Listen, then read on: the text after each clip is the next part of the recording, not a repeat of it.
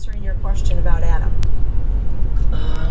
Well, as I'm driving along on this beautiful day, I'm listening to a Dateline podcast. I don't know if you guys love true crime, but I do. And Dateline is one of my favorite true crime podcasts. And I've heard actually some of these before, or seen them on television, and they're just like the replay of what you've seen on television, but they're still interesting, and sometimes you don't remember all the details, so it's fun to listen to them again. But I wanted to talk about some stories that I've been told growing up. I've been told some weird stories in the past, and I don't know if these stories are true, and I don't want to give the names of the people in the stories to protect the innocent, as they say, but they're such interesting and unusual stories. I just feel like they need to be shared. One story was about a guy that grew up in a small town, and he kind of ran with a rowdy, rough crowd. But he started kind of straightening up and doing better, and he was able to purchase a small grocery store in a neighborhood. Now, not a big grocery store, just a little mom and pop grocery store that you see in a neighborhood. Well, one of the things that he would do and would brag about to his friends is he would lean a broom up against the cash register. And about every fourth or fifth, or if there was a gap in between customers, he'd do it every time. He would add that broom to their total. So when he was ringing up their groceries, he would always add that broom. Now, this was back before you scanned your items and you'd hear a beep. It's back when the cashier just typed in what you'd bought. Well, the broom probably was only $5 or $6. And most people, if they bought groceries, they wouldn't miss or catch that they were overcharged $5 or $6. So if they didn't catch it, he charged them that extra money and he kept the broom.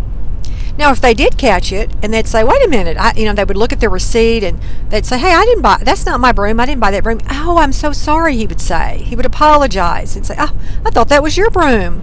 Okay, well, sorry, I'll just take that off your ticket. Let me re-ring you up.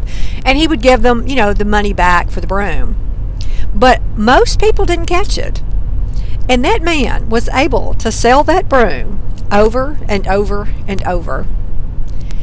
Years later, and I heard that story as a child, and I never liked that fella. As a matter of fact, after I grew up and became a professional person in that town, that person became a client of mine, and he then had become a preacher and had started his own church.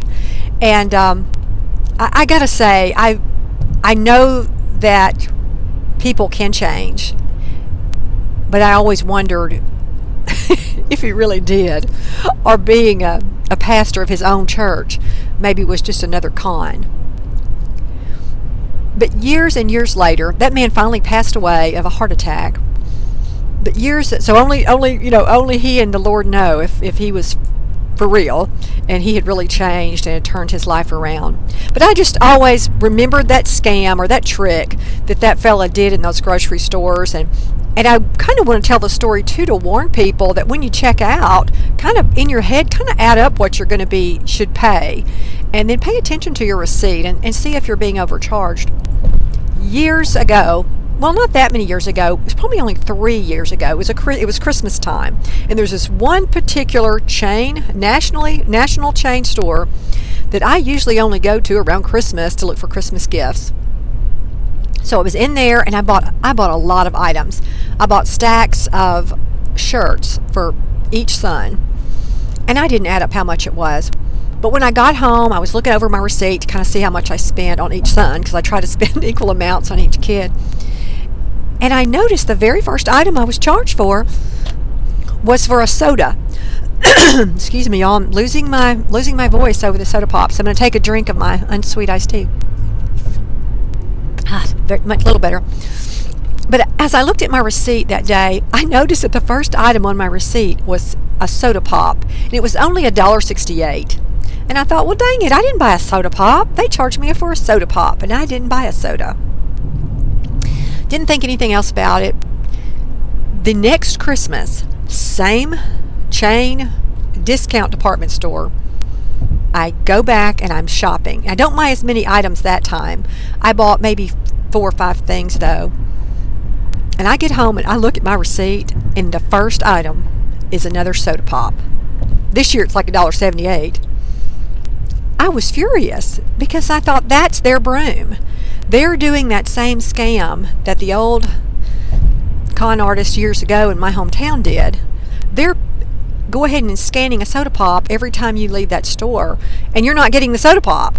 So either the cashier's you're buying her a soda, or they're just doing this. Maybe their computer is just having them get that extra $1.68 or that extra $1.78 or whatever their sodas are. They're getting that extra from every customer that doesn't catch it. Well, I was so upset about it. I called the store and asked for the manager. I was just going to tell the manager that it happened to me.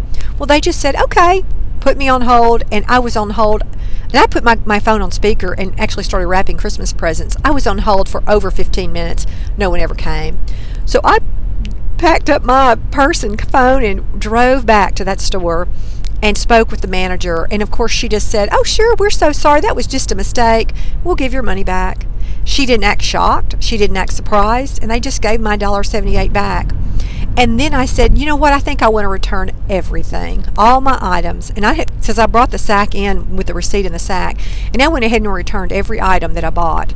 And I've never shopped in that store again. And I probably should give the name of that store, but I hate to put a smudge on that whole chain if it is just that particular location. But I did tell friends about it, and I warned them. I said, if you go to that store, just pay attention to your receipt and see if they're charging you for anything extra.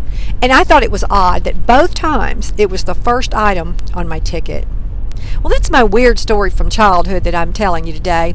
I hope this is interesting, and I hope it helps you. I hope you're not tricked when you're checking out at a store, and pay attention if you're being charged for a broom that's leaning against the cash register when you check out that you're not taking home with you.